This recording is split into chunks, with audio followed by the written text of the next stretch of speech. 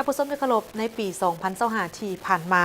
เป็นปีแห่งประวัติศาสตร์สำหรับ2ประเทศบ้านใกล้เคือนเคียงคือสาธารณรัฐประชาธิปไตยปฏิรูปลาวและราชอาณาจักรไทยซึ่งได้มีการเฉลิมฉลองครบรอบ 75 ปีแห่งการสร้างตั้งสายผูกพันทางการทูตมื้อนี้พวกเขาจะพาท่านผู้ชมไปเบิ่งเกี่ยวกับวิวัฒนาการของสายผูกพันอันแน่นแฟ้นผลสำเร็จที่พ้นเด่นและทิศทางแผนการร่วมมือกันในอนาคตสาธารณรัฐประชาธิปไตยประชาชนลาวและราชอาณาจักรไทยได้สั่งตั้งสายผูกพันการทูตอย่างเป็นทางการในวันที่ 19 ธันวาคม 1950 โดยพื้นฐานทางด้านประวัติศาสตร์วัฒนธรรมฮีตของประเพณีและภาษาที่คล้ายคือกันรวมทั้งการมีชายแดนติดจอดกันยาวถึง 1,835 กิโลเมตรได้สร้างเงื่อนไขอันดีให้แก้การพัวพันที่สนิทแน่นตลอดหลายทศวรรษ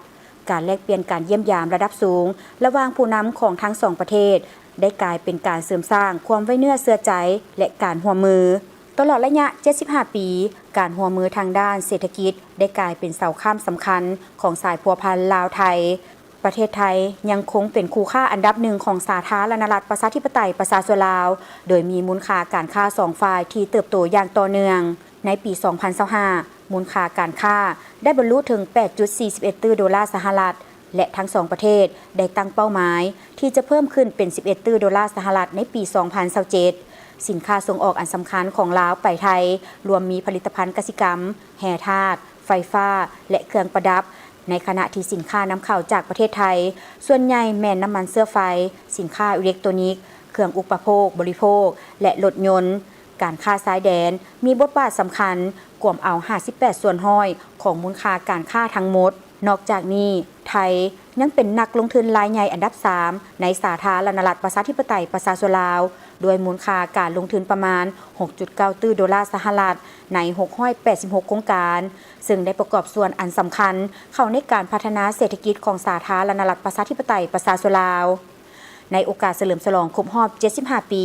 แห่งการสร้างตั้งสายผูกพันการทูตสาธารณรัฐประชาธิปไตยประชาชนลาวและราชอาณาจักรไทยได้ร่วมกันเปิดนำไส้ขวมิตรภาพลาวไทยแห่งที่ 5 บริคำไซบึงการอย่างเป็นทางการในวันที่ 25 ธันวาคม 2025 ขวที่มีความยาว 1,350 เมตรแห่งนี้เชื่อมต่อแขวงบริคำไซของลาวกับจังหวัดบึงกาฬของไทยเป็นสัญลักษณ์แห่งการเชื่อมโยงภาคพื้นที่สำคัญการก่อสร้างขวมิตรภาพแห่งนี้เป็นการตอบสนองต่อความมุ่งมา่ปรารถนาและความต้องการของรัฐบาลก็คือประชาชนสองชาติลาวและไทยของพวกเฮาโดยเฉพาะแม่นแขวงบุรีคัมไซและจังหวัดบึงกาฬเพื่อให้การเชื่อมโยงเชื่อมจอดเข้าหากันตามแนวทางเศรษฐกิจตะวันออกตะวันตกเฮ็ดให้การคมนาคมขนส่งการค้าและการท่องเที่ยวมีความสะดวกว่องไวขึ้นเพื่อนำเอาผลประโยชน์สูงสุดมาสู่ประชาชนสองชาติลาวและไทยผลสำเร็จการก่อสร้างขวมิตรภาพแห่งนี้บ่เพียงแต่ช่วยส่งเสริมการพัฒนาเศรษฐกิจสังคมในระดับท้องถิ่นและภาคพื้นเท่านั้นแต่ยังเป็นสัญลักษณ์ที่พ้นเด่นของสายพัวพันมิตรภาพและการร่วมมืออันดีงามฐานบ้านใกล้เรือนเคียงระหว่างสาธารณรัฐประชาธิปไตยประชาชนลาวและราชอาณาจักรไทยที่มีมาแต่โดนนานและการเป็นคู่ร่วมยุทธศาสตร์เพื่อการเจริญเติบโตและการพัฒนาแบบยืนยงระหว่างสองประเทศพวกเฮาท่านสอนไซศรีพันดอนนายกรัฐมนตรีแห่งสาธารณรัฐประชาธิปไตยประชาชนลาวได้กล่าวเน้นว่าโครงการนี้ตอบสนองความปรารถนาของรัฐบาลและประชาชนของทั้งสองประเทศส่วนทานอนุทินสารวีรกูลนายกรัฐมนตรีแห่งราชอาณาจักรไทยได้ยกให้เห็นถึงบทบาทของขัวในการยกระดับความสามารถในการแข่งขันของภาคตะวันออกเฉียงเหนือของไทยคาดว่าขัวแห่งนี้จะสร้างมูลค่าทางเศรษฐกิจประมาณ18 ตรีบาทหรือประมาณ900 ล้านดอลลาร์สหรัฐและรองรับการเพิ่มขึ้นของการสัญจร5ส่วนห้อยต่อปี